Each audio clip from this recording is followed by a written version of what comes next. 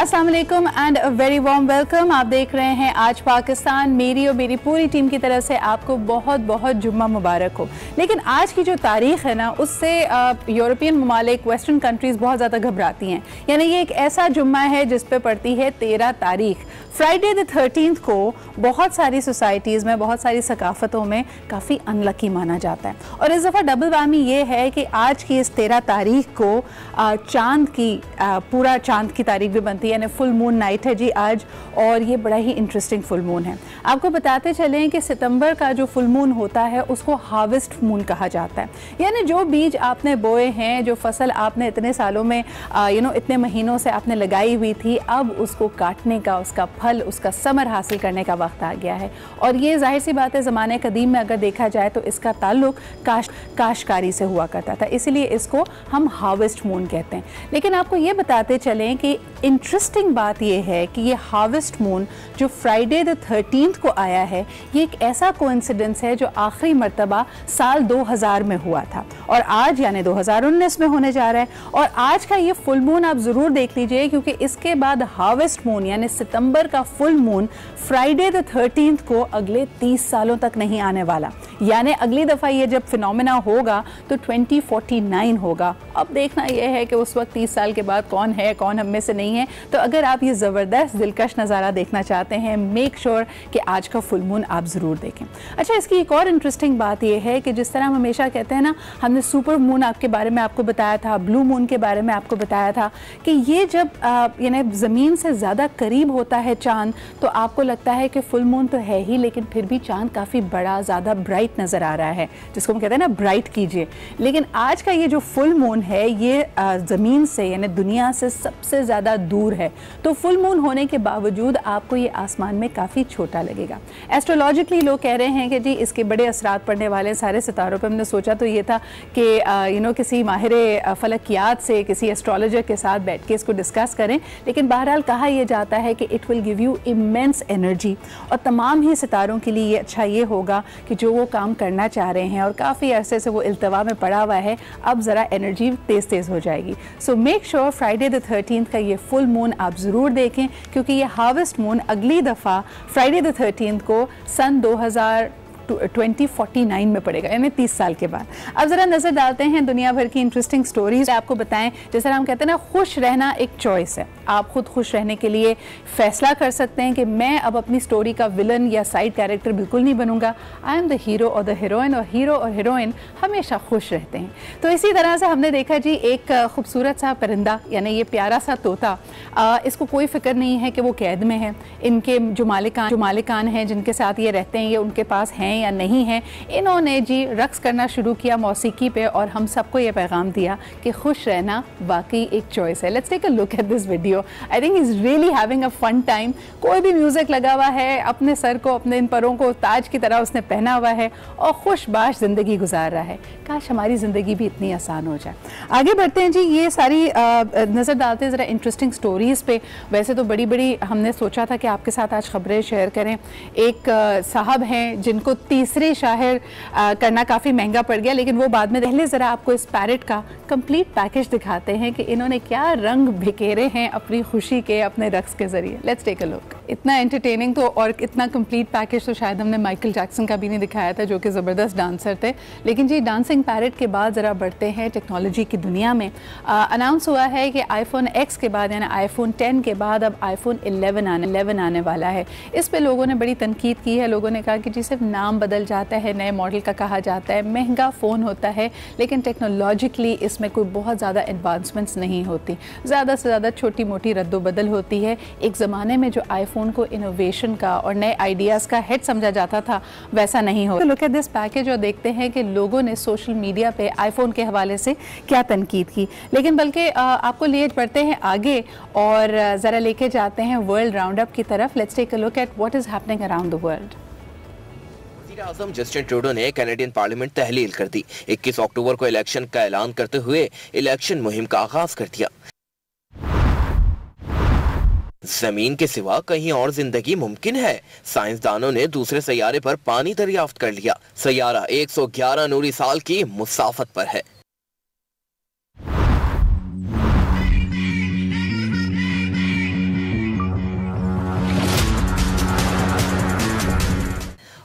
अब सेल्फी नहीं स्लोफी होगी। आईफोन 11 में जदीद स्लो मोशन फीचर मुतारिफ। स्लो मोशन वीडियो बनाना हुआ आसान, लोगों को स्लोफी की टर्म कुछ खास न भाई, रवां साल का बदतरीन लफ्ज करार दे दिया।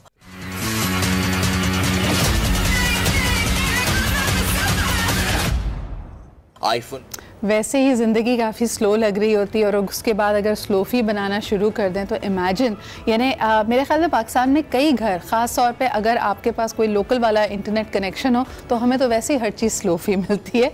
लेकिन जी आगे बढ़ते हैं और आपको ये बताते हैं कि अब मेरे ख्याल में एक ब्रेक की तरफ बढ़ते हैं और उसके बाद they are very interesting stories. एक 15 साल यूक्रेनियन लड़की है जिनके बहुत ही लंबे बाल हैं। इसके अलावा तमिलनाडु में एक शख्स को ये ख्वाहिश का इजहार करना कि वो तीसरी शादी करना चाहते हैं, काफ़ी महंगा पड़ गया क्योंकि दोनों जो बीवियाँ थी पहली वाली उनसे काफ़ी पिटाई हुई है। इस तरह की बहुत सारी इंटरेस्टिंग स्टोरीज़ हैं। लेकिन इसके बाद बढ़ेंगे हमारी लोकल यानी हमारी नेशनल हेडलाइंस की तरफ, व्हाट इज़ आज in focus, and of course we have a big discussion today जो कि है रिजेक्शन के हवाले से। हमें अगर कोई भी किसी चीज़ से, हमारे अपने प्लान से मना कर देता है या हमारा प्लान फेल कर जाता है तो ये एक ऐसी चीज़ होती है जिससे बाउंस बैक करना बहुत सारे लोगों के लिए मुश्किल होता है। So how do you make your self bullet proof against rejection, इस पर बात करेंगे 10 बजे। इस वक्त हुआ एक छोटे से ब्रेक का। हमारे साथ रहिए और देखते रहिए आज Pakistan.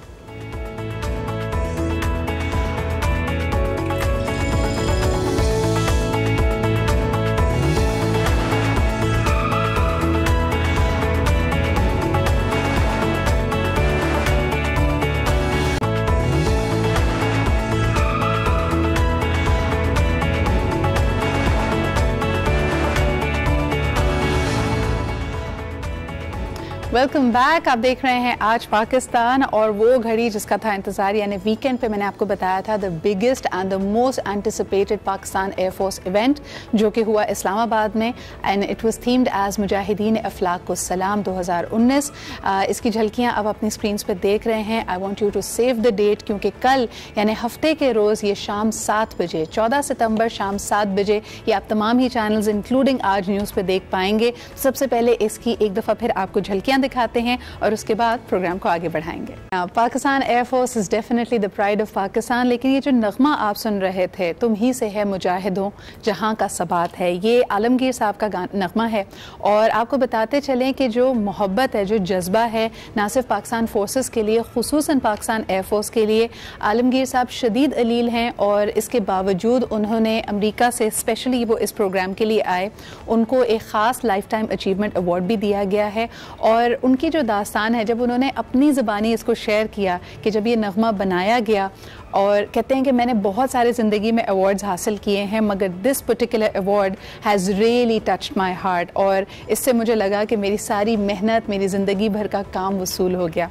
And therefore it's really heart rendering. और वो कहते हैं कि जब मैंने इस गाने को रिकॉर्ड किया और जब मैंने इसको सुना तो मेरे खुद के आंसू निकल आए कि ये इस तरह का एक जज्बा है जिसको वाकई इसका कोई दुनिया में सानी नहीं है।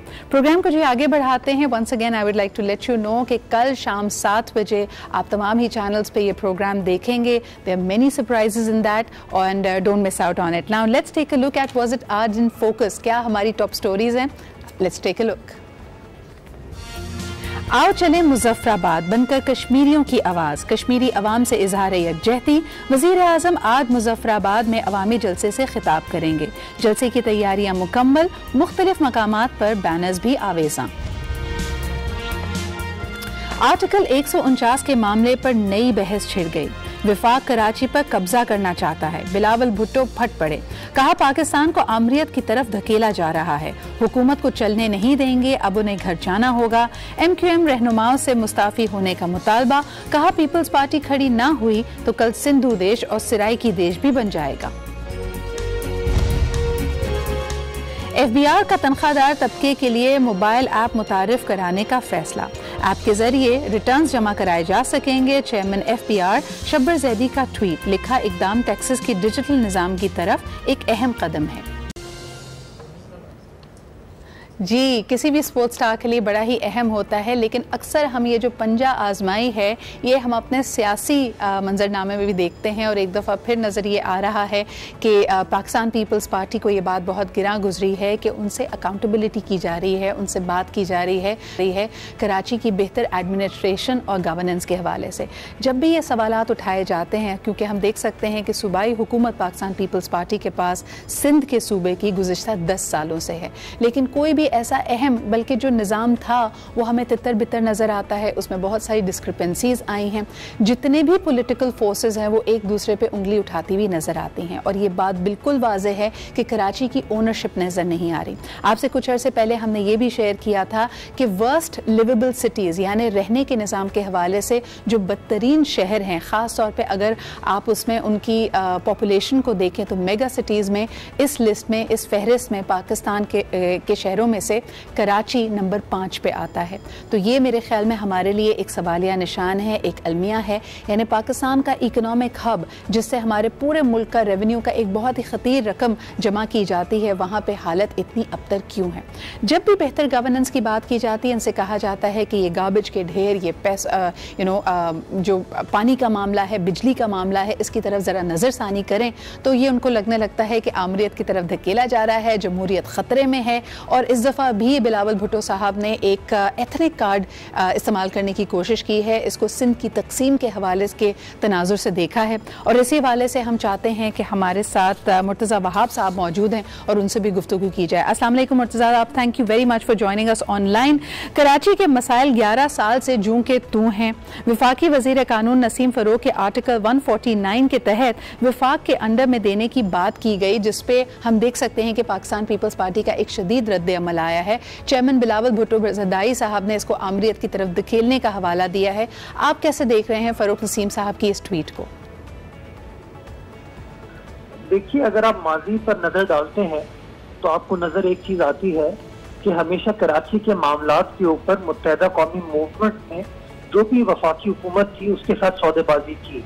मैं इसकी मिसाल आपको 2017 की देता हूँ, जब शाहिद खाकान अब्बासी को वोट ऑफ कॉन्फिडेंस की जरूरत थी तो मुत्तहदा कौमी मूवमेंट ने उस जमाने में अपने 25 वोट उनके हक में दिए और फैसला ये हुआ था कि कराची को 25 अरब रुपए का डेवलपमेंट पैकेज मिलेगा और जो कराची के सेंसस के फिगर्स हैं उसका ऑडिट कराया जाएगा। शाहिद खाकान अब्बासी को वोट दे दिया गया, ये वादा वफा नहीं हुआ। उसके बाद 18 के इलेक्शन में आप सबको पता है कि एमक्यूएम का point of view Tehreek Insaf के बारे में क्या था और तहरीक इंसाफ का पॉइंट ऑफ व्यू एमक्यूएम के बारे में क्या था। खैर, तमाम सियासी डिफरेंसेस के बावजूद उन्होंने मिल के हुकूमत कायम कर ली और वजीर आजम कराची से मुंतखब होने के बावजूद उन्होंने कराची के अंदर कोई सब्सटैंशियल क्या कोई काम कर ही नहीं पाए। फरवरी 2019 में वजीर आजम पाकिस्तान ने खुद कराची तशरीफ लाके ये ऐलान किया कि मैं 162 अरब रुपए का तरक्याती पैकेज कराची के इंफ्रास्ट्रक्चर को इम्प्रूव करने के लिए दूंगा और वहाँ पर एमक्यूएम के तमाम दोस्त मौजूद थे, मेयर केएमसी मौजूद थे। आज बड़ा अरसा गुजर जाने के बाद वो 162 अरब रुपए कहीं खर्च होते हुए नजर नहीं आते। वफाकी हुकूमत को अपनी फेस सेविंग की जरूरत है। अगर वफाकी हुकूमत चूंकि अपना काम नहीं कर पा रही है, अगर वो चीजों का मलबा प्रोविंशियल गवर्नमेंट के ऊपर नहीं डालेगी तो उनकी face saving. With all due respect Murtaza Wahab साहब, आप क्या समझते हैं कि इसका मलबा आपकी यानी पाकिस्तान पीपल्स पार्टी की परफॉर्मेंस के ऊपर सवालिया निशान नहीं होना चाहिए? जितनी भी आपने रोदाद यहाँ पे बयान की, जो हिस्टोरिकल फिगर्स दिए, ये आप गुज़िश्ता 5 सालों की बात कर रहे हैं। हम क्यों भूल जाते हैं कि 2008 के इलेक्शंस के बाद, उससे पहले हम देख रहे थे कि शहर का निज़ाम मेयर ऑफ कराची एमक्यूएम के पास था और इसको एक तरह से आज भी अगर हम पलट कर देखते हैं तरक्याती हवाले से, एडमिनिस्ट्रेटिव पॉइंट ऑफ व्यू से कराची का एक बहुत ही सुनहरा दौर समझा जा रहा था। वो 5 साल जब आपके पास वफाकी हुकूमत भी थी, सूबाई हुकूमत भी थी, उसमें भी हमें नजर नहीं आता कि कराची के हालात कोई बेहतर हुए हों, कोई मेगा प्रोजेक्ट्स, कोई बहुत ज्यादा डेवलपमेंट का काम आप दिखा पा रहे हों। अमन कमेटियां उस वक्त भी बनती थी, एएनपी और एमक्यूएम एक बड़ी इंपॉर्टेंट फोर्स थी। इस वक्त तो ऐसा लगता है कि कोई हाल अहवाल लेने वाला ही नहीं है। और जहां आप ये बात कर रहे हैं कि MQM has joint forces with PTI या सौदेबाजी की गई, तो ये सौदेबाजी तो हम देखते हैं कि जमहूरियत के निज़ाम को कायम करने के लिए तमाम सियासी इख्तिलाफात को बालाए कार रख के आपने PMLN के साथ भी किया। अब सवाल ये पैदा होता है कि जिस नहज पे, जिस क्रॉसरोड्स पे आज हम खड़े हैं, सिवाय इस आर्टिकल के नफाज के अलावा क्या आप कोई सियासी हल निकाल पाएंगे? आप हमेशा अकाउंटेबिलिटी की या रिकन्सिलिएशन की पॉलिटिक्स पे बिलीव करते हैं, क्या MQM को रिकन्साइल कर पाएंगे अपने साथ? देखिए, मैं समझता हूँ शहर के अंदर ये कहना कि काम नहीं हुआ, इस बात से मैं इख्तिलाफ करूंगा। मैं समझता हूँ अगर आप चाहते हैं तो मैं आपके साथ वो एविडेंस भी शेयर कर सकता हूँ, वो तफसीलात शेयर कर सकता हूँ जिसके तहत पिछले 3-4 साल में कराची के बड़े मेगा प्रोजेक्ट्स पाकिस्तान पीपल्स पार्टी की सिंध गवर्नमेंट ने कंप्लीट किए। लेकिन हैविंग सेड दैट, और बहुत सारा काम करने की जरूरत है जो कि सिंध गवर्नमेंट करना चाहती है और कुछ प्रोसेस स्टार्ट हो चुके हैं। अगर इस काम में वफाकी हुकूमत हमारा हाथ बटाएगी तो हम समझते हैं ज्यादा बेहतर अंदाज में कराची की खिदमत हो सकती है, नंबर 1। नंबर 2, फेडरल गवर्नमेंट अपनी नीयत तो करे ना काम करने की। हर काम करने के लिए आपको पैसे दरकार होते हैं, कम से कम पैसे तो एलोकेट करें कराची शहर के लिए।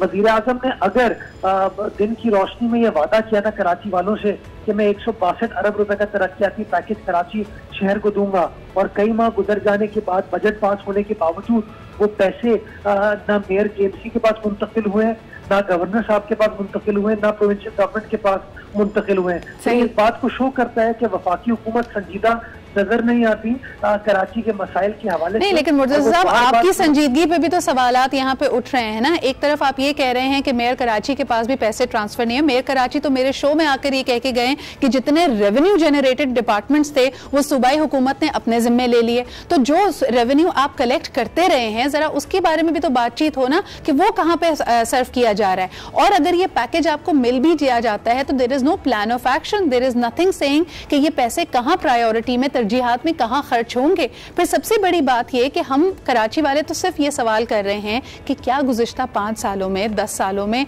कचरा ज्यादा बढ़ गया है, आबादी बहुत ज्यादा बढ़ गई है। जब सेंसस हुआ और कहा यह गया कि कराची की पॉपुलेशन कम है, तब आपने कोई उस पर इख्तिलाफ नहीं किया, उसको भी आपने मान लिया क्योंकि शायद 2018 के इलेक्शंस में इससे कोई मदद मिलनी थी। लेकिन अब सवाल ये पैदा होता है कि ये अचानक से शहर भर में कचरा कहां से आए, कौन से सिस्टम्स, कौन से डिपार्टमेंट्स, कौन सी एडमिनिस्ट्रेशन है जो कंप्लीट कोलैप्स पे नजर आती है?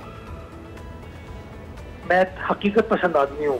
मैंने शुरू में ही बताया आपको कि अगर आप ये कहेंगे कि कराची शहर में काम नहीं हुआ तो मैं इस बात का एतराफ नहीं करूंगा। मैं समझता हूँ कराची शहर में काम हुआ। लेकिन अगर आप मुझे ये कहते हैं कि कराची में और काम की जरूरत है, मैं आपकी इस बात की तायीद करूंगा कि यस, कराची कमर्शियल हब है और इसमें और काम होने की जरूरत है। और जिस तरीके से बाकी दुनिया के कमर्शियल हब्स के अंदर फेडरल गवर्नमेंट जो है अपनी लोकल गवर्नमेंट, प्रोविंशियल गवर्नमेंट के साथ मिलकर फंड एलोकेट करते हैं, मैं वही डिमांड कर रहा हूँ। और शायद अच्छा मुर्तज़ा साहब, ये तो मेरे ख्याल में बहस बराए बहस हो जाएगी, लेकिन मुझे आखिरी सवाल आपसे करना है जहाँ पे सियासी इस वक्त गिरा मेरे ख्याल में काफी उलझ गई है। फारूक नसीम साहब के हवाले से जो उन्होंने कहा आर्टिकल 149 का अगर ये इतलाक होता है तो फिर सूबाई हुकूमत का, यानी सिंध की हुकूमत का और खास तौर पे पाकिस्तान पीपल्स पार्टी का लाएअमल क्या होगा? ये जो बार बार इतना इसका वावेला मचाया जा रहा है, आर्टिकल 149 पर्टेन्स टू डायरेक्शंस कि वफाकी हुकूमत डायरेक्शन देते हैं जी। तो वजीर आजम तो वैसे भी डायरेक्शन देती रहती है, कभी अपने वुज़रा को देते हैं, कभी अपने स्पेशल असिस्टेंट्स को देते हैं, कभी वो सूबों को देते हैं। आखिर में अंडर द कॉन्स्टिट्यूशन ये इस्तेहकाक है सूबाई असेंबली का, सूबाई हुकूमत का कि आया वो डायरेक्शन को किस तरीके से अमल दरामद करती है या नहीं करती।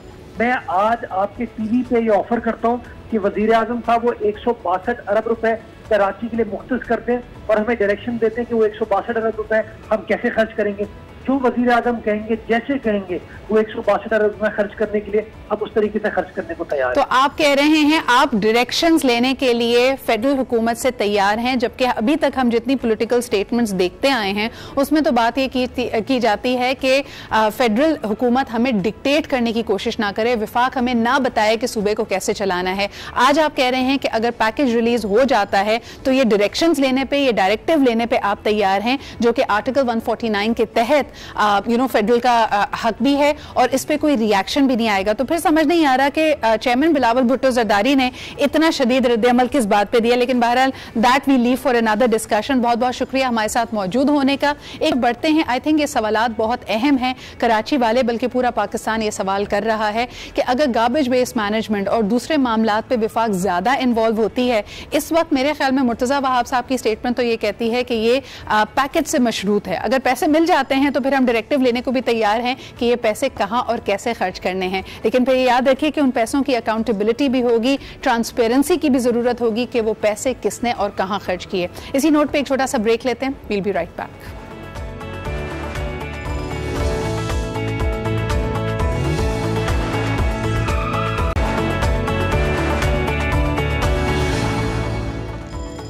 Welcome back. आप देख रहे हैं आज पाकिस्तान, और 9/11 के हवाले से हमने आपको बताया था कि one of the most deplorable parts of our history, जिसको सोच के ही आपके रोंगटे खड़े हो जाते हैं, वो है बल्दिया टाउन का फायर इंसिडेंट, जिसमें हमें याद है कि 200 से ज़्यादा लोग लुकमा अजल बने थे। और ये एक ऐसी फैक्ट्री थी जहाँ पे इंसानी हुकूक की और यानी पर्सनल सेफ्टी ऑफ पीपल की यानी बदतरीन तरीके से पामाली की गई थी। ये लॉक्ड एक फैक्ट्री थी जहाँ पे जब आग लगी, आग भड़क उठी, तो लोगों के पास फायर एग्जिट्स नहीं थे और तकरीबन 200 लोग यहाँ पे जलकर खाक हो गए। लेकिन सवाल ये पैदा होता है कि ये तमाम लोग जाहिर सी बात है ज़रिए माश के लिए अपने घर से निकले हुए थे, तो ये सिर्फ 200 लोगों की नहीं, 200 ख़ानदानों की बात थी। एंड डेफिनेटली जब हम सोशल सिक्योरिटी की बात करते हैं people had to rise for that channel. आज मिलो पाकिस्तान में आपकी मुलाकात एक ऐसे ही कम्युनिटी चैम्पियन से करवा रहे हैं जिन्होंने इस बात का बीड़ा उठाया कि चलें जी, एक सानया हो जाता है, एक नंबर हमारे सामने आता है, लेकिन उस नंबर से जुड़े जितने ख़ानदान, जितने घराने, जितनी ज़िंदगियाँ और जितनी उम्मीदें होती हैं, उनको सहारा कौन देगा। हमारे साथ मौजूद हैं आकिफ़ा, जिन्होंने ये बीड़ा उठाया कि उन्होंने ब्यूटिशन का कोर्स शुरू किया for the families, for the next of kin of the victims of the Baldia town. इनके बारे में एक रिपोर्ट है, एक छोटी सी डॉक्यूमेंट्री है, आइए पहले आपको वो दिखाते हैं। हिम्मत, लगन, मेहनत और जस्तुजू की आला मिसाल कराची की आकिफा अहमद। आकिफा ना सिर्फ एक तालिब इल्म है बल्कि यंग मोटिवेशनल स्पीकर और एक सोशल एक्टिविस्ट भी हैं। आकिफा अहमद पाकिस्तान के तकरीबन 29 शहरों के स्कूल, कॉलेजेस और यूनिवर्सिटीज में लेक्चर्स भी दे चुकी हैं। आकिफा तकरीबन 400 के करीब गरीब बच्चियों को ब्यूटिशियन का कोर्स करा चुकी हैं, वो भी बिल्कुल फ्री। कम उम्र में ही अपने शहर और मुल्क का नाम रोशन करने वाली आकिफा आज बन रही हैं आज पाकिस्तान की मेहमान। अगर आपके पास कोई हुनर है तो यकीनन आप भूखे नहीं सोते, और जिस तरह कहा जाता है don't feed a man but teach him how to fish, ताकि वो अपने आप अपने पैरों पे खड़ा हो सके। यही हमारा दीन भी हमें सिखाता है। आकिफा के प्रोजेक्ट का भी यही मकसद था। तो let's welcome her on the show. अस्सलाम वालेकुम and thank you for being my guest today. Thank you. वालेकुम अस्सलाम। आकिफा, मुझे बताइए कि we know the details of the project, लेकिन इस सानहे के कितने अरसे बाद आपने ये सोचा कि इस तरह की कोई चीज़ इसको इनिशिएट करना चाहिए, और उसके लिए जो वसाइल चाहिए थे वो क्या आपको आसानी से मैसर मिले? आसानी से तो कोई चीज़ मैसर नहीं होती, लेकिन खुदा ने इंसान को चॉइसेस दी हैं, ठीक है ना। आप किस नज़र से चीज़ों को देखते हो, ठीक है। आप वो कहते हैं ना, नज़ारे भी नज़र के मोहताज होते हैं। आप उन पर जिस तरह की नज़र डालोगे आपको चीज़ें उसी तरीके से दिखाई देती हैं। दिस पर्टिकुलर प्रोजेक्ट आकिफा, आपको क्या आपकी प्रॉक्सिमिटी थी? आपने ये हेडलाइंस में सुना, आप करीब रहते थे, किस तरह से आप इन्वॉल्व हुए इस कम्युनिटी के साथ? मैंने हेडलाइंस में सुना तो मेरा दिल एकदम कुछ करने को चाहा कि मैं भी उस जगह पर जाऊं, लोगों की हेल्प करूं, लेकिन सूरत हाल बड़ी संगीन थी, वहां तक जाना बड़ा दुश्वार था। लेकिन जहन में एक ख्याल आया, क्यों ना हम उन फैमिलीज़ को सर्च करें जिनके घरों के कमाने वाले इस हादसे में जाँ बहक हो गए। सर्च किया, फ्रेंड्स को लगाया अपने साथ, मेरे फ्रेंड्स भी ऐसी ही एनर्जेटिक हैं, और हमने सर्च की कौन कौन सी फैमिलीज़ किस किस इलाके की हैं। तो सबसे ज़्यादा जो इफेक्टिव थे वो कुरंगी और लियारी के लोग थे। मुझे आज क्लासेस भी आपने उन्हीं एरियाज में? यस, और मुझे आज भी याद है कि जिस जगह मैंने प्रोजेक्ट स्टार्ट किया उन्होंने मुझे कहा, आकिफ़ा ब्यूटिशियन का अगर आप कोर्स करवाते हो उसका प्रोडक्ट बहुत महंगा आता है। तो मैंने कहा सर कोई बात नहीं, मेरा अपना पार्लर है, मैं खुद लेकर आऊँगी। अपने हिस्से का दिया तो इंसान जलाए ना। सोच थी, एक जज्बा था, एक इरादा था। कहते हैं जब आप किसी चीज़ का इरादा ठान लो तो कायनात का हर ज़र्रा आपको उससे मिलाने की साजिश में लग जाता है। आकिफ़ा, तो मुझे ये बताएं कि ये जो ट्रेनिंग क्लासेस थी इनकी ड्यूरेशन क्या थी? 1 महीने की ट्रेनिंग थी, हफ्ते की ट्रेनिंग थी, और ये आपने कुरंगी और लियारी के एरियाज़ में ही आपने घर लेके या जगह लेके स्पेस लेके किया? एग्जैक्टली। इसका time duration only just 1 month था, क्योंकि मुझे जॉब पर भी जाना होता था, सारी चीज़ें, और 3 आवर्स की क्लास देती थी स्टूडेंट्स को, ज़्यादातर लड़कियां थीं उसमें, और उनको वो चीज़ें सिखाई जो उनके यूज़ में आए। जैसे हेयर कटिंग्स हो गई, फेशियल्स हो गए, आईब्रो हो गई, फजूल चीज़ें नहीं सिखाई। एक ऐसा हुनर जो कि आपको कम रिसोर्सेज में भी आपको अपने पैरों पे खड़ा होने की ताकत दे। यानी अगर आप वाकई बात करें, इस पे हमने बहुत सारे प्रोजेक्ट्स भी किए हैं, इस पे बहुत ज़्यादा गुफ्तगू भी होती है। अगर आप वो तमाम शहर देखें जहाँ पे बड़ी हसल बसल है, बैंकॉक की बात की जाती है, न्यूयॉर्क की बात की जाती है, लंदन की बात की जाती है, एक तो टूरिस्ट का इनफ्लो बहुत है, और वहाँ पे लोगों का तर्ज ज़िंदगी ऐसा है कि अपने कामों पे, अपनी प्रोफेशनल लाइफ के लिए उनके लिए ग्रूमिंग बहुत इंपॉर्टेंट है। इवन अगर आप कराची जैसे मेट्रोपोलिस शहर को देखें तो इसकी बहुत खपत है, बहुत मांग है। So I am definitely hoping that this skill is going to take them a long way. Akifa, लेकिन एक बात जो मैं आपसे जानना चाहती हूँ, and this probably will be my last question, जब हम ऐसा किसी हादसे के बारे में सुनते हैं तो हमारे लिए तो वो एक सिर्फ हेडलाइन होती है, एक नंबर की बात की जाती है। जब आपने इनके नेक्स्ट ऑफ किन से, इन घरानों से, इन ख़ानदान वालों से इंटरेक्ट किया, ट्रॉमा को ख़त्म करने के लिए, उसको मैनेज करने के लिए, ग्रीफ को प्रोसेस करने के लिए, क्या उनके पास वसाइल थे, कोई सपोर्ट मौजूद थी? उनके पास वसाइल नहीं थे। उनके घरों में बेइंतहा पाबंदियाँ थीं। मैंने ऐसी फैमिलीज़ को भी देखा है कि जो अपने घराने की लड़कियों को बाहर निकाह पसंद नहीं करते। सही। तो वसाइल तो बहुत दूर की बात है। मैंने उनके घरों को भी सर्च किया है, तो उनके घरों में तो खाने को फाके हो रहे थे, तो हम वसाइल तो दूर दूर तक कोई नाम नहीं। That's where God sent you as a beacon of hope for them. Thank you so much, Aqifa, for being here. Congratulations on being an agent of change and having that kind of an impact. देखें, हर दफ़ा हम कहते हैं कि जी चीज़ें बेहतर नहीं हो सकी, लेकिन जिस तरह आकिफ़ा ने भी कहा कि अपने हिस्से का दिया तो जलाते चलें। And I'm sure all the girls जिन्होंने इनकी ट्रेनिंग से बेनिफिट किया है, वो अपनी ज़िंदगियों के साथ कुछ मुफीद, कुछ मैसर कर सकेंगी और बाइज़्ज़त तरीके से अपने लिए रोज़गार कमा सकेंगी। इसी के साथ हम लेते हैं एक छोटा सा break. We are going to be back with a brilliant activity, तो कहीं मत जाइएगा और हमारे साथ रहें। कीप वॉचिंग आज Pakistan.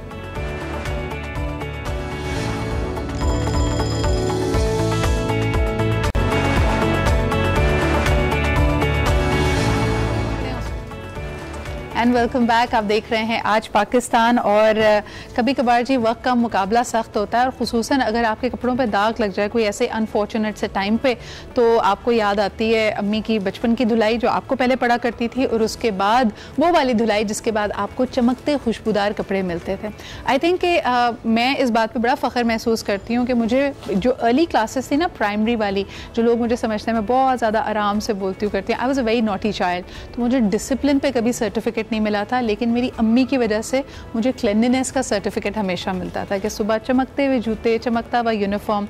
I think every time जब मैं किसी को देखती हूँ जिन्होंने बड़ा साफ़ सुथरा सा यूनिफॉर्म पहना होता है, सुबह बड़े प्रॉपरली तैयार हुए हुए होते हैं, I think all the credit goes to the mothers. वो बहुत मेहनत करती हैं सुबह सुबह, दे मेक श्योर कि आपका जो लंच बॉक्स है वो फिल्ड आउट हो, आप सुबह टाइम पर उठ जाएँ। और अम्मियों का अलार्म क्लॉक ना बड़ा इंटरेस्टिंग होता है। आप उनको कहें अम्मी मुझे 7 बजे उठना है, तो वो 5 बजे से ही 7 बज जाते हैं, बड़ा जल्दी से आपको उठाना शुरू कर देती हैं। आई डोंट नो आपके साथ होता है या नहीं, हमारे घर में तो आज भी यही होता है। अम्मी को कहती हूँ वो चलता पड़ता ह्यूमन अलार्म क्लॉक, या फिर घर में एक ट्रैफिक मैनेजमेंट की जो एक पोजीशन होती है उनकी, ये गाड़ी जा रही है, फलाने ने आना है, ड्राइवर ने उसको पिक करना है, ये काम भी अम्मियाँ कर रही होती हैं। So there is a lot that mothers do and we take them for granted. लेकिन आपको ये भी बताते चलें कि कराची और हमारे मुल्क के जो बहुत सारे मसाइल हैं हाईलाइट तो होते रहते हैं, but there is so much more that is happening. मैं मदर्स की बात कर रही थी, मेरी एक बहुत अच्छी दोस्त हैं, उनके 2 यानी दो ख़वातीन ने मिलकर एक बहुत ही ज़बरदस्त किताब लिखी है जो कि अंग्रेज़ी और उर्दू दोनों में है। ये एक कॉम्बिनेशन है पोम्स का, और हम ये चाह रहे थे कि वो आपको हम रिवील करें। इसकी जो तकरीब रोनमाई है वो सैटरडे को कराची में होगी और मंडे को वो हमारे मेहमान भी होंगे। तो अब देखना ये है कि हमारे पास कौन आने वाला है, क्योंकि अभी तो मुझे यहाँ फ्लोर पे स्टूडियो में कोई नज़र नहीं आ रहा, लेकिन जो बात मैं आपको बता रही थी, तकरीब रोनमाई कल होगी और वो हमारे मेहमान बनेंगे इंशाल्लाह ताला पीर के रोज़। तो आपने वो प्रोग्राम ज़रूर देखना है। और जो मैं जिस बात से मुझे ये याद आया था कि मदर्स का रोल बड़ा इंपॉर्टेंट है, उन्होंने एक मदर के हवाले से ख़ास रिपोर्ट और स्टोरी लिखी है। अच्छा जी, अब आपकी मुलाकात कराते हैं एरियल के रिप्रेजेंटेटिव से, जो कि बहुत लेट हो चुकी हैं। बहन बैठ छोड़ दो, आ जाओ, वक्त ख़त्म, दल तराशा। Very good. अच्छा, अब ज़रा वक्त कम, मुकाबला सब, जो कि एरियल का भी नारा है। एक धुलाई चैलेंज है, एक दफा फिर बताइए आज क्या करने वाली हैं? जी हाँ, बिल्कुल, मैं बताना चाहूंगी। सांस ले लें पहले, सांस फूल रहा है। मैं बता देती हूँ जब तक ये बता रही है। यहाँ पे मुख्तलिफ दागों की ये जो चटनी हमारे पास रह जाती है उसको हम फिर निकाल लेते हैं। पहले एक सूखा हुआ दाग है जो दोनों कपड़ों पे लगाया गया है, और अब मेरा फेवरेट पार्ट जो मैंने दाग लगाने हैं। अच्छा, ओके। मैं पहले बता देती हूँ कि आप बहुत प्यारी लग रही हैं वैसे। थैंक यू सो मच, बहुत बहुत शुक्रिया आपका कॉम्प्लीमेंट देने के लिए। एरियल का दावा है कि एक धुलाई चैलेंज में एरियल सारे दाग निकालता है, चाहे जब वो सख्त से सख्त दाग एक धुलाई में निकालता है। इस चैलेंज को यहाँ साबित करने के लिए मैं आपके पास मौजूद हूँ, और आप देख सकते हैं कि हमारे पास यहाँ पे 2 कपड़े के टुकड़े मौजूद है जिन पर पहले से सख्त और खुश्क दाग लगे हुए हैं। इस पर मैं लगा रही हूँ इंक का दाग। ये आखिर में डाला करो ना इंक, क्योंकि इसके बाद सब काला हो जाता है। नहीं, असल में इंक ऐसा दाग है कि जो है ना बच्चे स्कूल जाने वाले खास करके, क्योंकि नहीं, मैं कह रही हूँ कि इन चारों में सबसे आखिर में लगाया करो, वो पहले ही काला हो जाता है तो पता ही नहीं चलता उसके बाद उसके ऊपर हमने क्या चटनी मसाला डाला है। अच्छा जी, हमने डाल दिया है इंक के बाद आ गई अब मैं चाय डालूं है। चाय गिरा लेती हूँ अक्सर। चाय गिरा लीजिए, क्योंकि चाय तो हर जगह पे मौजूद होती है। पता है, चाय किसी भी दावत में हो, किसी भी जगह बैठे हो, हम लोग चाय तो इम्पोर्टेंट है। नॉट ओनली दैट, अगर बहन गलती से आपका कुर्ता पहन के चली जाए, मैं देख रही थी वैसे एरियल की कम्युनिकेशन में भी उन्होंने कहा था, एक बड़ी जबरदस्त सी केटर है, उन्होंने कहा कि जी मैं इम्प्रेशन बनाने के लिए क्लाइंट मीटिंग पे अपनी दोस्त का जोड़ा पहन के गई और उसके बाद वो दाग लग के वापस आ गया। उन्होंने कहा किस मुंह से वापस करूँ, ये जी चटनी है, समोसे खाते हैं तो वो भी लग जाती है। ये लें जी, चटनी बराबर होनी चाहिए हर चीज, दोनों तरफ। हम देखिए इधर भी लगा दिया है, एक्सपर्ट है, लगा दिया है। निकालने का काम मम्मी का होता है, दाग लगाने में हम एक्सपर्ट हैं। सही बात। अच्छा जी, अब ये क्या है? लगा रहे हैं सालन का दाग। खवातीन घर में खाना पकाते हैं, अभी अपने मम्मी कहा, मम्मी बेचारी किचन में खाना पकाते हुए अक्सर अपने कपड़ों पे जरूर गिरा लेती हैं। जी नहीं, हम जैसी पुअर लड़कियां गिराती हैं, मम्मियां नहीं गिराती। मम्मी के कपड़े हमेशा साफ होते हैं। नहीं जी, मेरी मम्मी के तो आज तक कपड़ों पे कुछ नहीं। मम्मियां एक्सपर्ट होती है ना। सिर्फ पता है कब पता चलता है, जब मम्मा जर्दा बनाती है ना तो पीला रंग हाथ पे लगा होता है या दुपट्टे पे कहीं साइड पे लग जाता है। अच्छा, आप देख सकते हैं ये जो हमारे छोटे छोटे वॉशिंग मशीन है ना, इन जार्स पे हमने पहले से बराबर पानी डाला हुआ है। अच्छा, अब आपके पास है 30 सेकंड। 30 सेकंड, ये तो 20 सेकंड का दावा है हमारा। आप देखिए, ठीक है। तो एक पीस जो है हम डाल रहे हैं न्यू एरियल में, ओके, और एक तरफ हम डाल देंगे मशहूर पाउडर में। ठीक है, तो ये एक मैंने डाल दिया मशहूर पाउडर में। मशहूर पाउडर लग रहा है मुझे, मशहूर पाउडर कह रही है। मशहूर पाउडर है, मशहूर पाउडर। अच्छा जी। और दूसरी तरफ हमने डाल दिया है एरियल में। चलो, मशहूर पाउडर और एरियल का है। बिल्कुल। अब हम इसमें डालेंगे डिटर्जेंट, जो कि है एक तरफ एरियल, नया एरियल, जिसके अंदर मौजूद हैं ज्यादा हरे जर्रात। अच्छा। जो बनाए ज्यादा झाग दे, बेहतरीन खुशबू और सख्त दाग बेहतर निकले।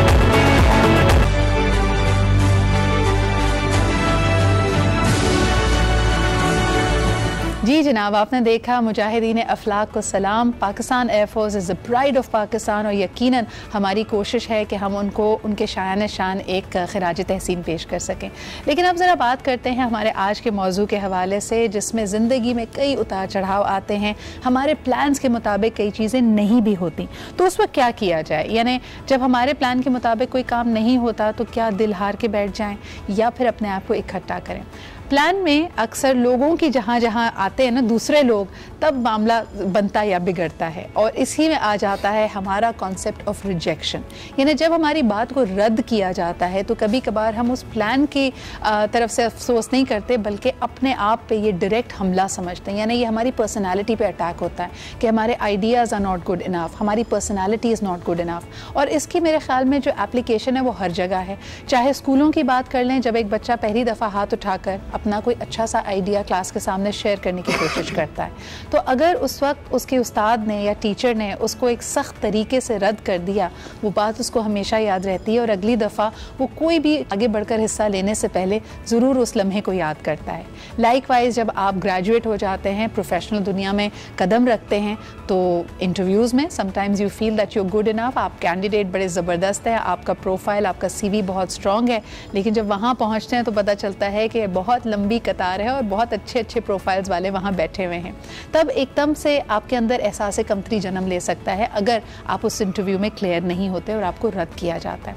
ख़वातीन की बात करें, ये प्रोफेशनल मामलात उनके साथ भी होते हैं, किसी प्रोफेशनल कॉलेज में एडमिशन लेने का मामला भी होता है, और पर्सनल लाइफ में भी हम देखते हैं कि हमारे कल्चर में क्योंकि आज भी रिवाज है अरेंज मैरिजेस का, तो एक समोसा पार्टी होती है जी, जिसमें जो प्रोस्पेक्टिव्स हैं वो आपके घर आते हैं, एक ट्रॉली सजाई जाती है, लेकिन कभी कभार एक दर्दनाक किस्म का फ़ोन आता है जिसमें कहा जाता है जी बात समझ नहीं आई, लेकिन वो तो फिर भी एक महज़्ज़ब अंदाज़ होता है। कुछ लोग तो बाकायदा आपकी किसी कमी पे चोट करते हुए ये कहते हैं कि जी लड़की का कद थोड़ा छोटा है, वज़न थोड़ा ज़्यादा है, रंगत थोड़ी कम है, इसीलिए हमें बात समझ नहीं आई। ये जो हमारा रिजेक्शन का अंदाज़ है, इससे दूसरे की पर्सनालिटी, उसके स्टेट ऑफ माइंड, उसकी इमोशनल वेल बीइंग पे जो इम्पैक्ट पड़ता है, ये हमारा आज का मौजू है। अगर आपके साथ ऐसी कोई ज़िंदगी में दास्तान घटी है तो वो हमसे ज़रूर शेयर कीजिए। कल भी हमारे कॉलर्स ने हमें कॉल करके अपनी आप बीती हमसे शेयर की। आज भी मैं चाहूँगी कि आप हमें बताएं कि how can we become bullet proof to rejection, क्योंकि ज़िंदगी में रिजेक्शन तो होगी,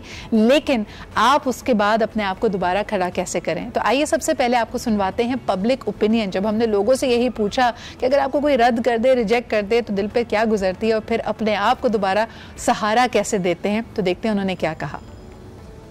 मूड होता है एक अच्छी सी चाय पीने का, और हमें पता होता है कि बेगम ने झट से बोल देना है मैं तो खुद थकी हुई हूँ, आप खुद बना के ले आए, तो हम इससे बेहतर सोचते हैं कि बाहर कोटावाल से जाके एक दूध पत्ती पी के आ जाएंगे। शॉपिंग में ही होता है, बहुत सारी चीज़ों में होता है, किसी से कोई रेट पे बात करनी है, कुछ करनी है, बाद में पता चलता है कि नहीं ये हो सकता था, मगर हमने सिर्फ डर की वजह से छोड़ दिया। तो सिचुएशन चेंज होती है, मगर जिंदगी हर दौर में इंसान डरता है। आप किसी ऑफिस में जाएँ तो हर काम पे सबसे पहले कहते हैं ये तो बड़ा मुश्किल काम है। रिजेक्शन जो है मेरे नज़दीक तो उसकी तरफ नहीं जाना चाहिए। अब्बू से पूछने में डर लगता है ना कि इनकार कर दे, इसलिए बंदा बोल नहीं पाता है। और अब्बू अगर बेटे के साथ फ्री रहेगा, उसको बोलेगा कि भाई मेरे से बात करो दोस्त की तरह, ये तरह, तो बेटे का थोड़ा डर खत्म हो जाता है। एक बार लूज करोगे, दूसरी बार करोगे, लेकिन third time I think you'll win. हर चीज़ आपको मिल नहीं सकती दुनिया में, सबको ये अंडरस्टैंड करना पड़ेगा कि कहीं ना कहीं आप रिजेक्ट होगे लाइफ में।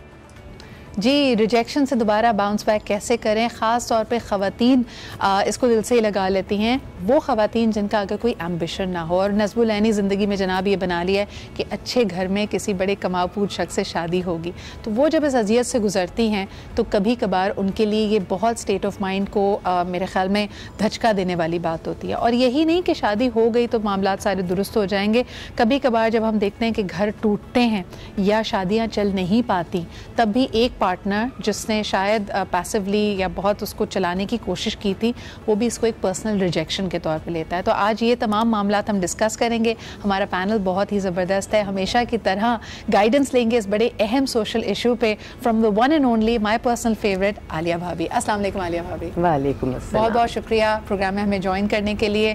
ख़वातीन मर्द मेरे ख्याल में सबके लिए ये बड़ा एक पेनफुल पॉइंट है, और एक स्किल जो हम सीख सकते हैं वो है अपने आप को बुलेट प्रूफ करना, कि दोबारा अच्छा जी दूसरे के ओपिनियन को अपने ऊपर हावी ना होने दें।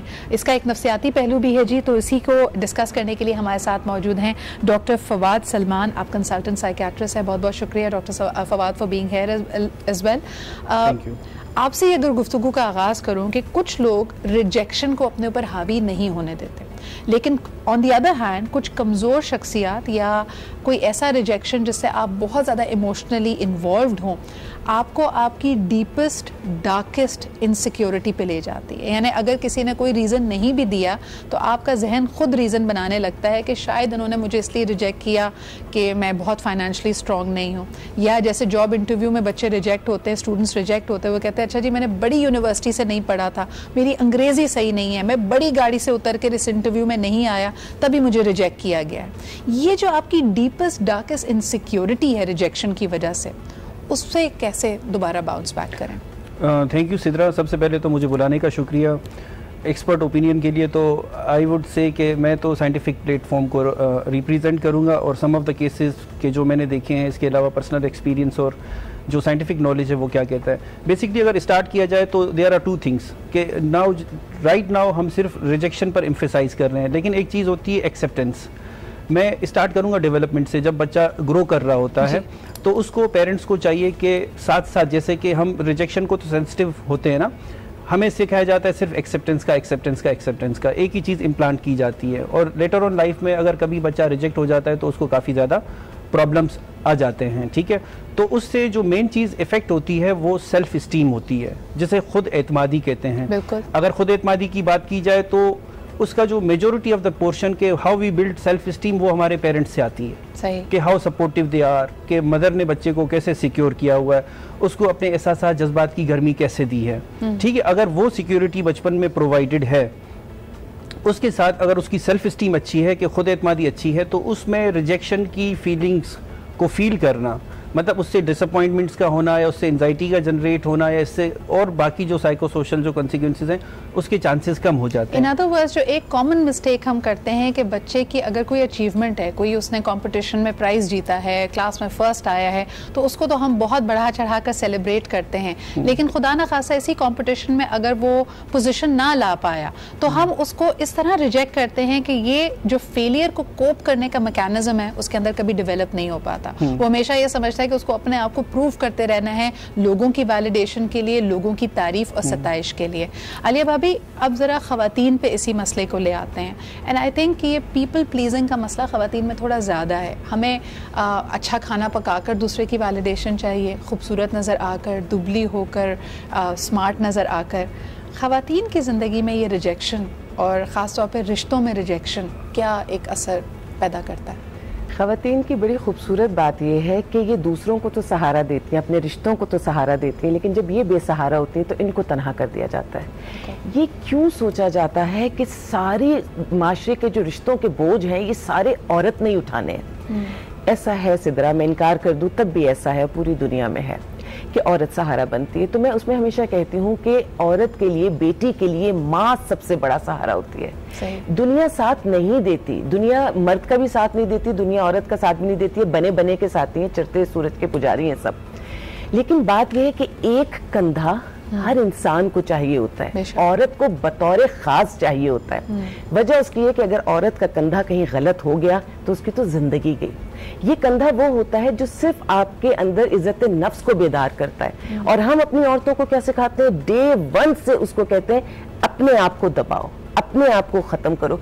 ये कुछ अच्छी सोच नहीं है। अच्छा आलिया भाभी, इसमें ना सिर्फ ये कि इस अच्छी और बुरी की तो चलें बहस में ना भी पड़े, ये सस्टेनेबल नहीं है।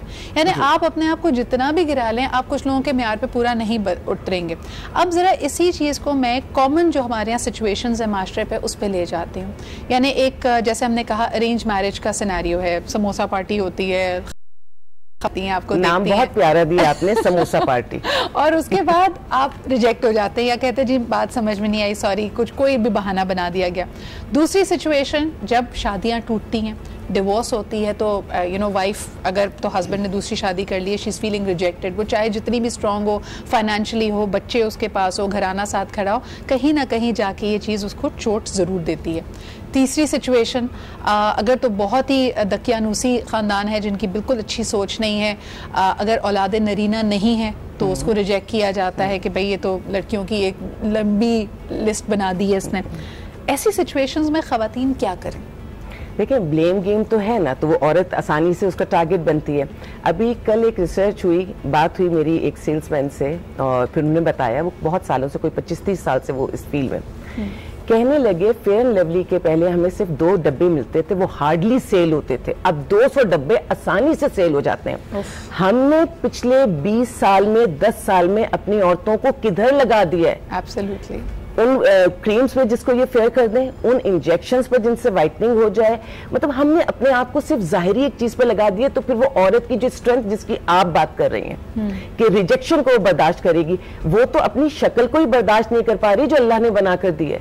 वो तो उस उम्र की जो एक रिजेक्शन होती है ना, कि जवानी से जब आप जाते हैं तो एक बुढ़ापे में आप उसको नहीं एक्सेप्ट कर पाए, आपको उधर लगता है कि रिजेक्शन हो रही है। आप सोचिए जब आपने अपने मुल्क की खवातीन को इस तरफ डाइवर्ट कर दिया, तो ये तो बहुत छोटी छोटी बातें हैं कि रिश्ता नहीं हुआ। अब जिसका रिश्ता भी हो गया है वो एक भरपूर जिंदगी गुजारी अपने बच्चों के साथ, लेकिन वो भी अपने आप को उन रिजेक्शंस को एक्सेप्ट नहीं कर पा रही जो उसके चेहरे पर आ रही हैं, जो उसके माहौल में आ रही है, या इवन जो सामने वाला, पहले सामने वाला उसको बहुत अच्छे से देख लेता था क्योंकि शायद देखने में यंग थी, खूबसूरत थी, प्यारी थी।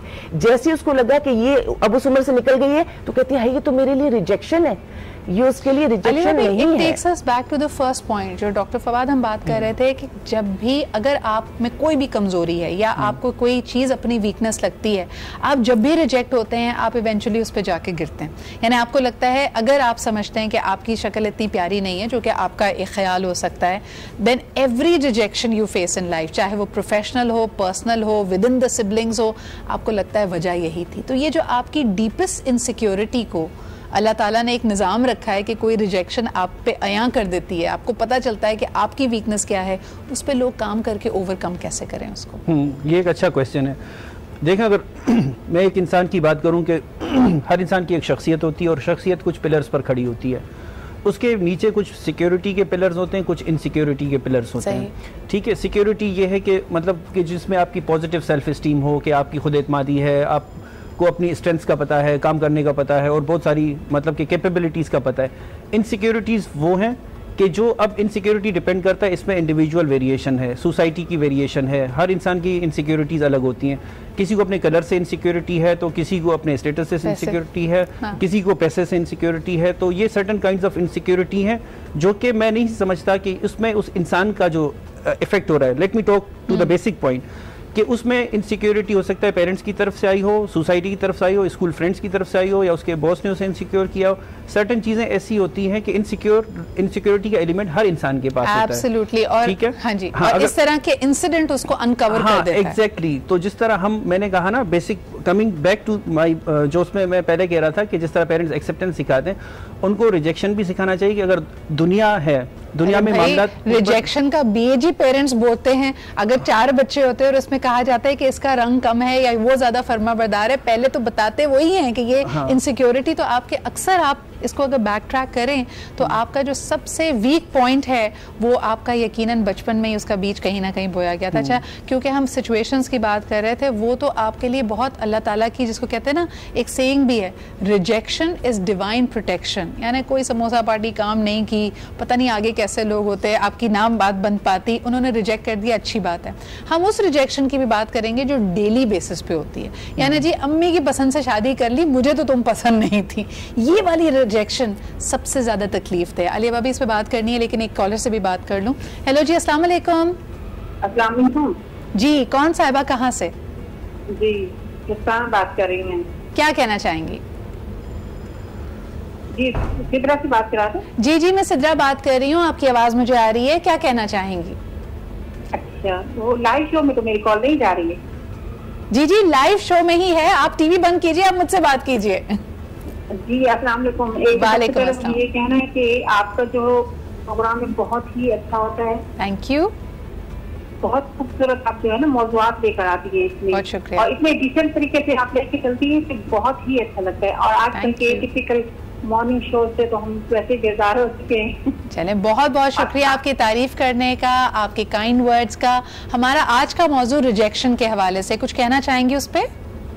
रिजेक्शन के हवाले से ये कहना चाहूँगी कि एक बहुत बड़ा फेलियर है हमारे आगे बढ़ने में। जी, बहुत बड़ा हमारा एक मसला है कि हम जो है ना एक दफा अगर रिजेक्ट हो गए तो डिस्टार्ट हो जाते हैं। सही। तो एज अ मदर तो मैं ये कहना चाहूंगी कि मैं अपने बच्चों को तो हमेशा ये कहती हूँ कि देखो रिजेक्ट होने से मत डरना और हमेशा आगे बढ़ना। माशाल्लाह मेरे 4 बच्चे हैं। बिल्कुल, बहुत बहुत शुक्रिया ये कॉल करने का। I think that is the best advice that you can give to people कि रिजेक्शन, एक्सेप्टेंस लोगों के हाथ में है, लेकिन उसको अपने आप को, अपनी पर्सनालिटी को कंट्रोल ना करने दें। Coming back to the situation, Aliya भाभी, शादी हो गई, माँ की पसंद से थी, मुझे तुम पसंद नहीं थी, डेली बेसिस पे रिजेक्शन, अब खातून क्या करें? एक हल जो मुझे सबसे ज़्यादा अच्छा लगता है और जिस पे मैं बहुत बिलीव करती हूँ, मैं कहती हूँ सबको उस पर चलना चाहिए, वो ये है कि दुनिया के रिजेक्शन से कोई फ़र्क नहीं पड़ता, एक दरवाज़ा बंद 100 दर खुले। जब बहुत घुप अंधेरा होता है तो उसमें एक जुगनू पूरे माहौल को रोशन करता है। डरना चाहिए अल्लाह के रिजेक्शन से। सही। जब वो आपको रिजेक्ट करते हैं, अगर आप चाहते हैं कि अल्लाह की तरफ से रिजेक्शन ना हो तो हमें रियाकारी, मुनाफिकत, झूठ, सियासत, इन सबसे बालातर होना पड़ेगा। अल्लाह ताला अपने बंदे को आजमाता है, उसने कोई चीज़ अपने बंदे में कमी नहीं रखी। बार बार कहता है कि मैंने एक चींटी को भी कारामद बनाया है। औरत तो बहुत बड़ी हस्ती है, औरत के तो उसने पूरी कायनात दे दी कि लो जन्म दो, एक नस्ल को, एक दुनिया को जन्म दो। तो मैं उस चीज पर तो आ ही नहीं सकती कि औरत लेकिन अली भाभी इसको जरा लोगों के लिए आसान बना के, जब आपको रिजेक्ट रोज किया जा रहा है और आपका दिल चाह रहा है मैं तकिया दबा के ये इशू ही खत्म कर दूं, तो आप उस वक्त क्या करें जब आप गुस्से से इतने ज्यादा आजिज आ चुके हैं सिचुएशन से? इस पे बात करते हैं जी एक छोटे से ब्रेक के बाद।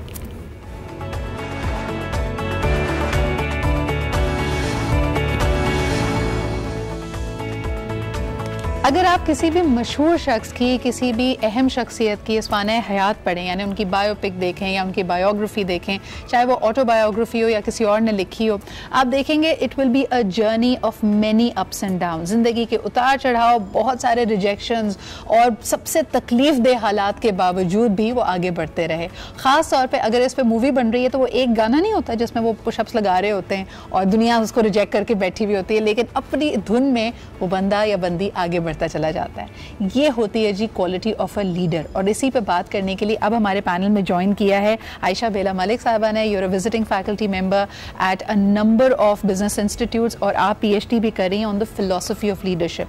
सो Ayesha, my first question to you would be the same. Leaders इतनी रिजेक्शन फेस करते हैं लेकिन टस से मस नहीं होते, तो ढिठाई का आंसर बहुत जरूरी है एक लीडर बनने के लिए? जी, see I teach positive attitude also, तो ढिठाई को I would say resilience. One aspect, if we would discuss in every leader, be it a political leader or a peace leader, is resilience.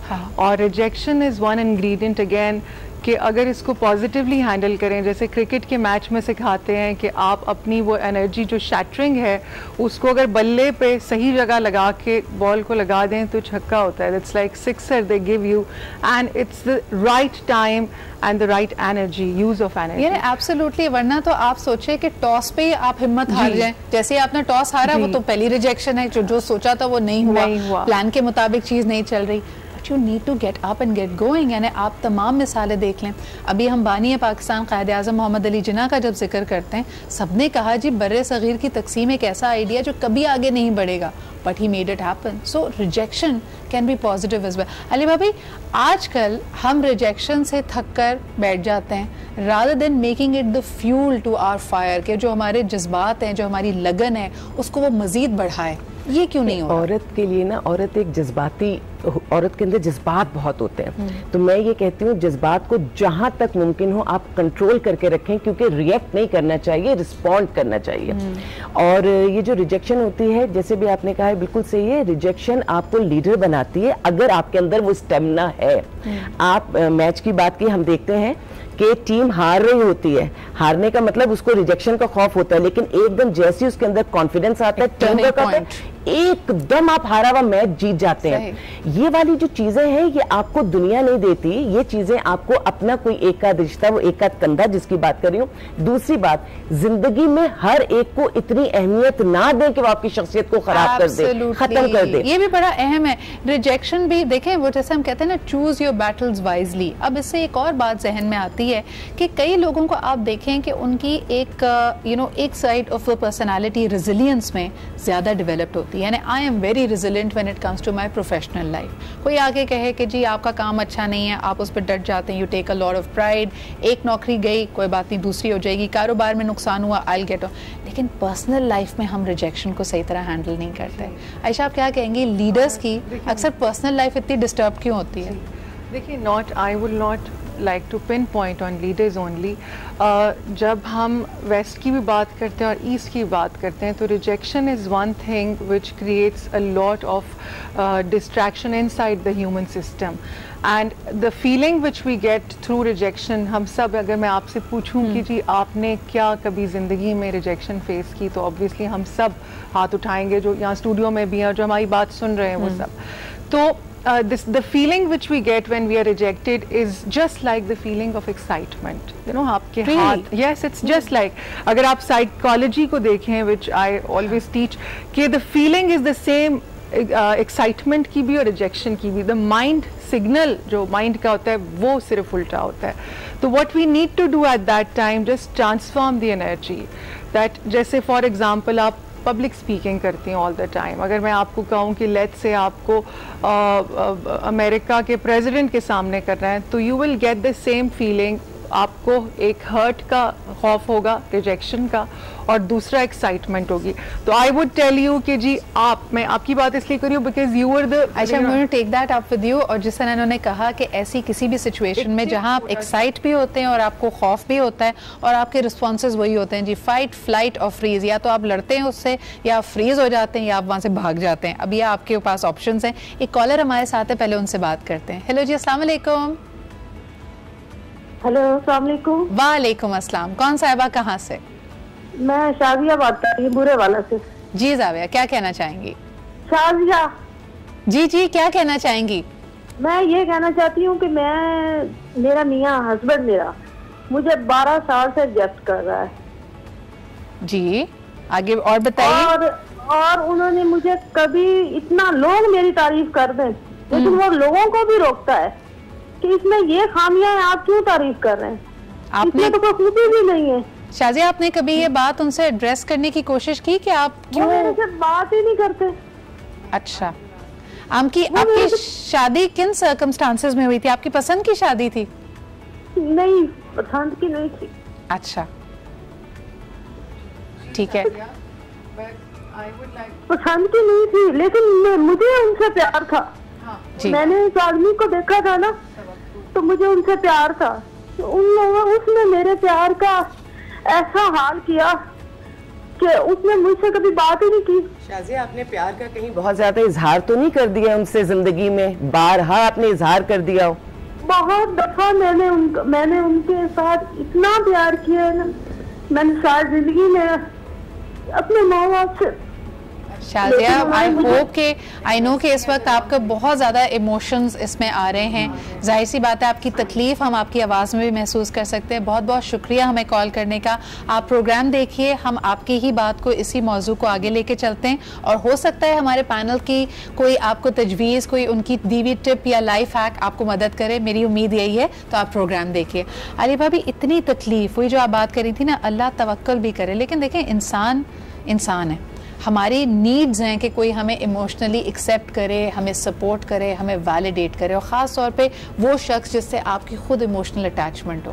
फिर एक ज़िद भी बन जाती है ना कि आप वो देखें, वो कह रही है 12 साल से मैं अपनी मोहब्बत का, अपनी लॉयल्टी का, अपनी सिंसेरिटी का इजहार कर रही हूँ, मुझे रिस्पॉन्स नहीं मिल रहा.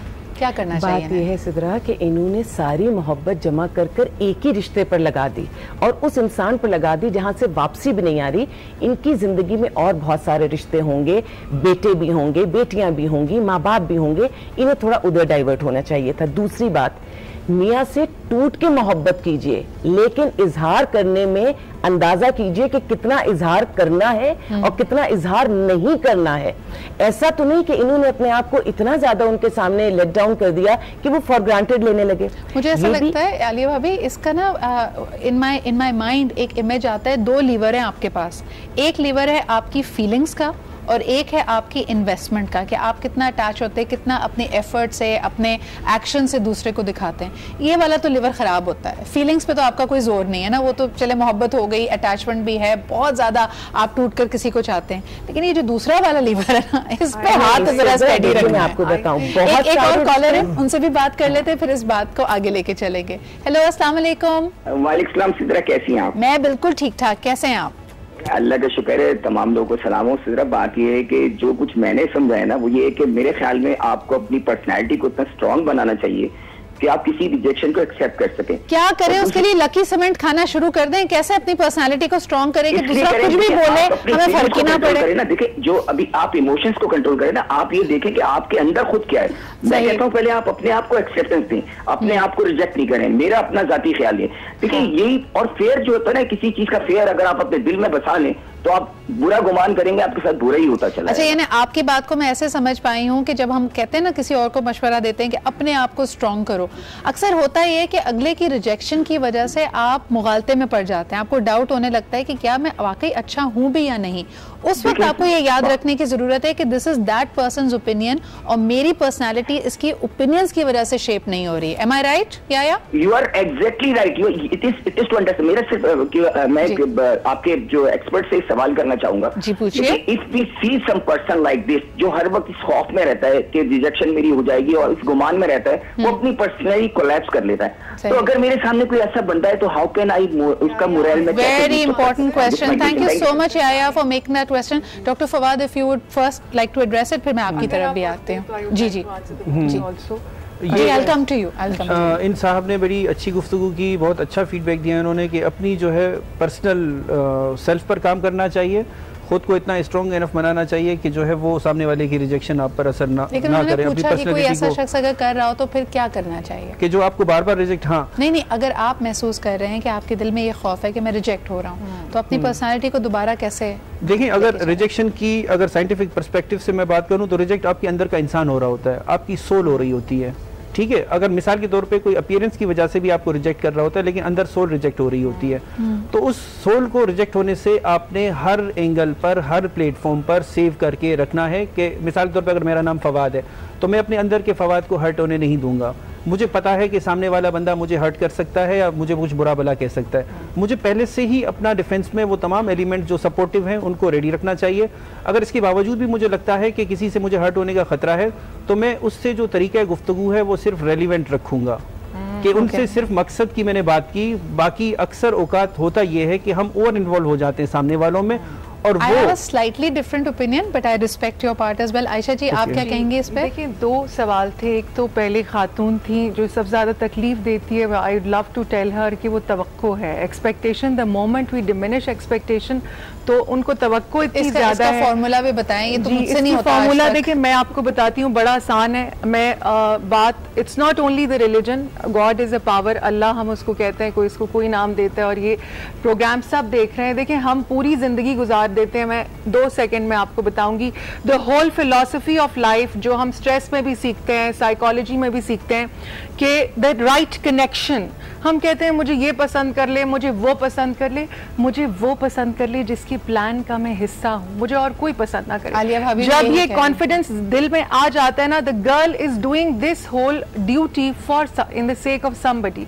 हम तो उस मुल्क में हैं जहाँ सिर्फ अल्लाह का नाम लेके औरत पाक हो जाती है एक नापाक काम के लिए, और ना हम पैसे लेते हैं ना देते हैं ना। She has that pure love for the husband.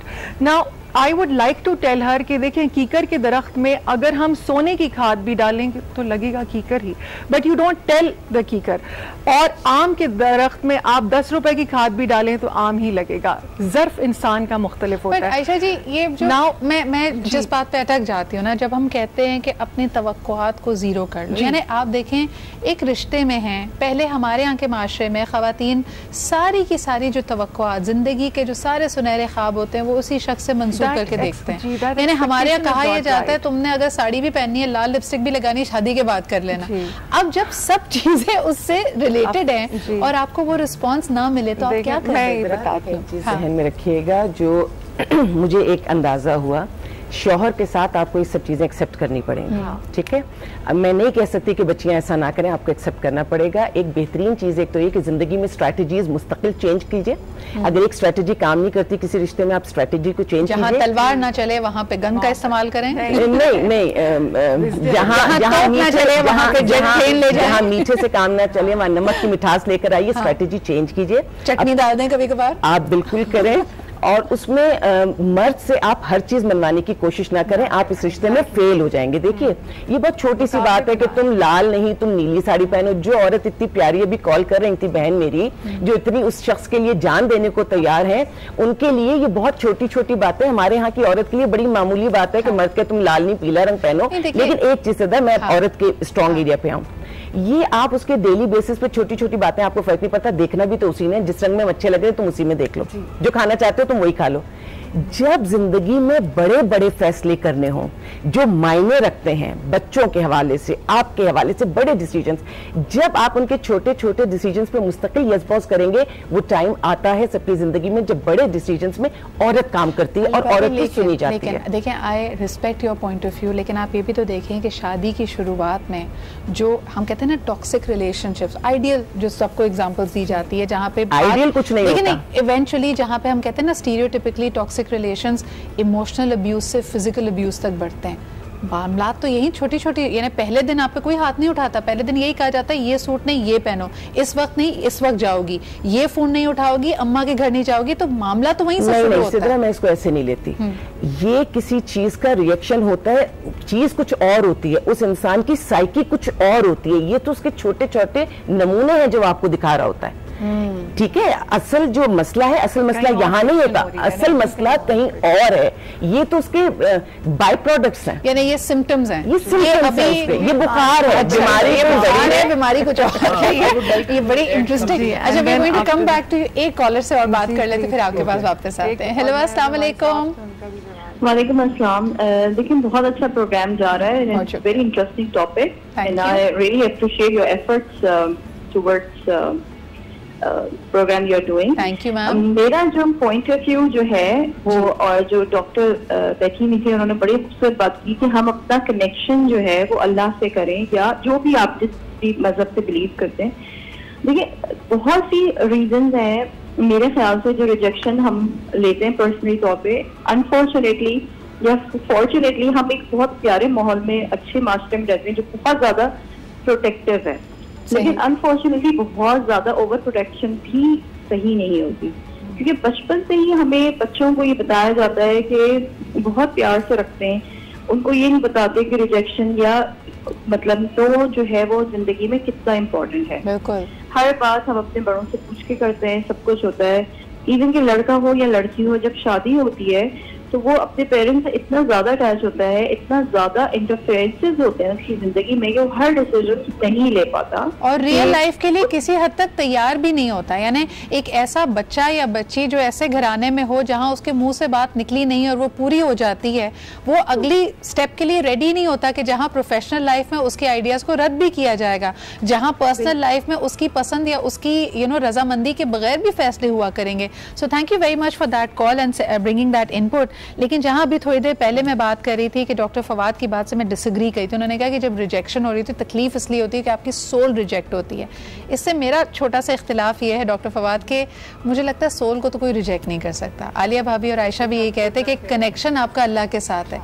जो चीज़ रिजेक्ट हो रही होती है वो आपकी इज्जत नफ्स है, आपकी अना है, आपका फॉल्स ईगो है, क्योंकि आपने एक खाका सा बनाया हुआ है। लेकिन इस पर हम मजीद बात करेंगे, हो सकता है थोड़ी फलसफियाना बात भी हो जाए, लेकिन साथ साथ जो प्रैक्टिकल इश्यूज हैं जहाँ पे लोग रिजेक्टेड फील करते हैं, और इस सेइंग के बारे में आपका क्या ख्याल है कि रिजेक्शन इज डिवाइन प्रोटेक्शन, इस पे बात करते हैं एक छोटे से ब्रेक के बाद।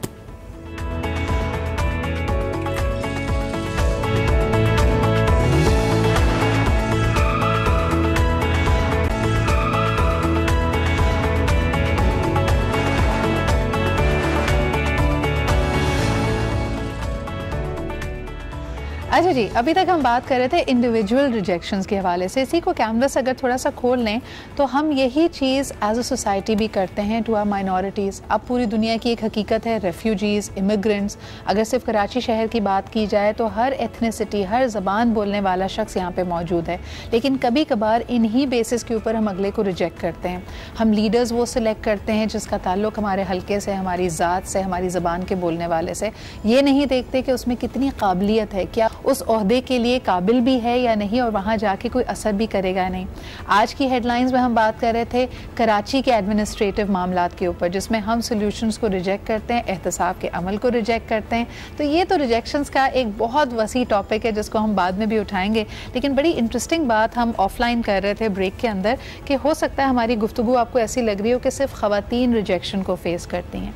मर्द हजरात के लिए भी ये पेंडोरास बॉक्स उतना ही बड़ा है, अज़दवाजी ज़िंदगी में भी होता है। अगर आपकी जो वाइफ है आपसे ज़्यादा बेहतर लुकिंग है तो कहीं ना कहीं वो शख्स इनसिक्योर हो रहा होता है, उसको भी ऐसे जुमले सुनने को मिलते हैं कि जी यू नो क्या भाई मैं वो जुमले बोल नहीं सकती नहीं, जैसे अच्छा अगर खूबसूरत जोड़ा तो उसको कहते हैं ना चांद और सूरज की जोड़ी, जो ना हो बेचारा करती है वो कुछ ऐसे जुमले, वो जुमले जब ऑन एयर नहीं बोल रहे हैं वो जुमले वो औरत उनके दोस्तों के सामने बोल देती है, और फिर याद रखिएगा उसका खमियाजा भी भुगतना पड़ता है। हमें अपने जज्बात को अपने दिल में रखना होता है, हर वक्त इजहार नहीं करना होता है। और एक चीज जो मैंने बचपन से सीखी और स्कूल में सबको सिखाई गई, ट्राई अगेन। ये एक ऐसा फलसफा है कि आप हर रिजेक्शन को एज अ चैलेंज आप लीजिए, वो आपके लिए चैलेंज है।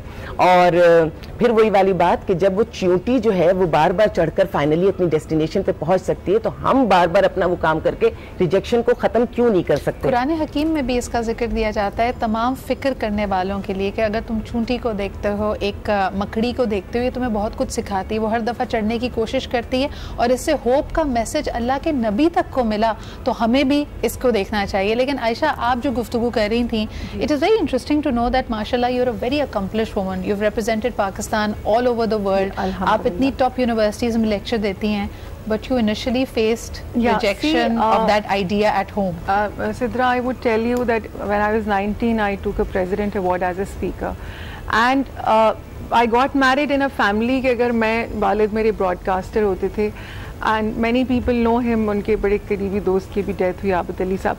Now उन्होंने बड़ी मेहनत से हमें अशार वज़न में पढ़ना सिखाए, और शादी वहाँ हुई जहाँ अगर मैं शेर पढ़ देती तो मुझे डॉक्टर के पास ले जाते। Now they were used to say कि जी हम तो गांव से ताल्लुक़ रखने वाले लोग हैं, हमारे यहाँ औरत साड़ी नहीं पहनती। आपकी पसंद की शादी नहीं, it was pure like you know बिल्कुल pure arranged marriage. I didn't know किया कि ये आपने इतने शेर पढ़ने के बाद मुझे कहाँ जंगल में छोड़ दिया। वुमेन दे से कि जी हमें ये नहीं करने देते, वो नहीं करने देते। मैंने मुझे याद है नहीं है कि कभी आवाज़ ऊंची की हो, let's say for my work, काम के लिए। और आज मैं इस वक्त नीपा पे ट्रेनिंग्स कराती हूँ, NSPP पे कराती हूँ, that's national school of public policy, Pakistan police academy में कराती हूँ, फौज के साथ काम कर रही हूँ। अच्छा जी, ऑन अ लाइटर नोट लोग कहते हैं जी अपने पीर साहब का जरा एड्रेस तो दे देना। कौन सी बाबा जी की बूटी आपने पढ़ा रही हूँ, और वो भी एग्जीक्यूटिव्स को कैसे मोल्ड किया? जी, उसमें ये होता है, देखें मैं हमेशा कहती हूँ रिजेक्शन तो इंसान को रेजिलिएंट बनाती है। आपने ज़ात, जैसे सर ने भी बात की थी बहुत अच्छी, कि ज़ात को नहीं होने। रिजेक्शन जब हो रही होती है तो चाहे वो बच्चा हो या बड़ा हो, एक हमारे जिस्म में चोट उतनी ही लगती है। मैं नहीं कह रही, किताबों में लिखा है, मैं सिर्फ पास ऑन कर रही हूँ, जितनी किसी फिजिकल चोट से लगती है उतनी ही चोट इंसान को अंदर फील होती है। और उसके रिपरकशंस वो भी होते हैं जो हमने अमेरिका में शूटिंग्स में देखे, उसके रिपरकशंस वो भी होते हैं जो न्यूजीलैंड में एक बंदे ने आके किलिंग कर दी मुस्लिम्स ना, उसके रिपरकशंस फिर और जो हम अभी बिल्कुल एक क्लोज एनवायरनमेंट की बनाना चाहें तो जैसे आपने कहा ये चोट का मामला होता है, लेकिन जो आलिया भाभी कह रही थी कि game make it into a game of attraction. एक हस्बैंड एंड वाइफ है, या अगर आपका कोई आइडिया भी है तो आप प्ले अराउंड कर रहे हैं। बड़े मुख्तसर से अरसे के लिए अल्लाह ताला ने हमें इस दुनिया में भेजा है, तो how do we keep this game of attraction alive? यानी वाइफ है बेचारी दिल बर्दाश्ता हुई हुई है, मुझे 12 साल से रिजेक्शन मिल रही है, क्या कहेंगे? आपने एक टर्म क्या यूज की थी, वो पीर जी की बूटी, बाबा जी की बूटी। अच्छा, बाबा जी की बूटी। मैं ये समझती हूँ जो सबसे खूबसूरत चीज हमारे पास मौजूद है ना, वो है कलाम पाक। उसके अंदर हर चीज का इलाज मौजूद है, और औरत को बहुत बहुत मजबूत अल्लाह ताला ने बनाया है, और उसकी एग्जाम्पल्स हमारे सामने आती रहती हैं। मुझे ऐसे लगता है जिस चीज से खौफ आए ना, और अगर सबसे बड़ा खौफ रिजेक्शन का है, मिसाल के तौर पे किसी मर्दों को आमतौर से रिजेक्शन होता है जॉब्स पर, ठीक है, आप जब जॉब के लिए जाइए, जब हम कोई चीज शुरू करते हैं, अगर हम उसके गुड एंड बैड दोनों रिजल्ट्स को पहले से ज़हन में रखें तो धचका नहीं लगता। ठीक है, शादी में भी जो आप बात कर रही है ना, जितनी बातें बच्चों को सिखा सिखा के भरकर भेजा जाता है, इस वजह से उन्हें तकलीफ ज्यादा होती है। अगर उनको रिश्ते को एक खूबसूरती से स्टार्ट दें तो कभी तकलीफ नहीं होगी। जिसको जॉब से डर लगता है वो 1 नहीं, 2 नहीं, 5 नहीं, 10 नहीं, 100 इंटरव्यूज दे जाकर और जब वो जिस तरह वो इंटरव्यूज देता जाएगा उसका कॉन्फिडेंस बढ़ता जाएगा। जब आपका कॉन्फिडेंस बढ़ता है तो रिजेक्शन ऑटोमेटिकली खत्म हो जाता है। और रिजेक्शन आपको बहुत कुछ सिखाती भी है। I wish I had more time. गुफ्तगू इतनी दिलचस्प है, इतनी मज़ेदार है कि दिल चाह रहा है कि और वक्त होता, लेकिन वक्त हमारे पास इतना ही है। आयशा जी, डॉक्टर फवाद एंड आलिया भाभी, बहुत बहुत शुक्रिया मौजूद होने का। यहाँ पे आपने कुरान हकीम का जिक्र किया तो अल्लाह ताला के अस्माए हुस्ना में एक नाम जो शामिल है वो है या फत्ताहो, और या फत्ताहो के लफ्ज़ी मायने बनते हैं खोलने वाले के।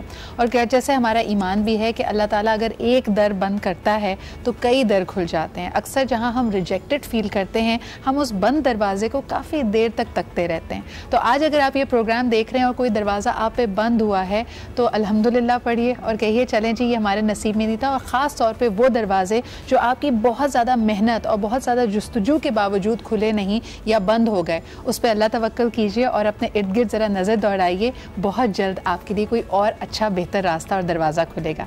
इसी के साथ मुझे इजाज़त दीजिए, आपसे अगले हफ्ते फिर मुलाकात होगी। अपना ख्याल रखें। I will see you on Monday. अल्लाह हाफ़िज़।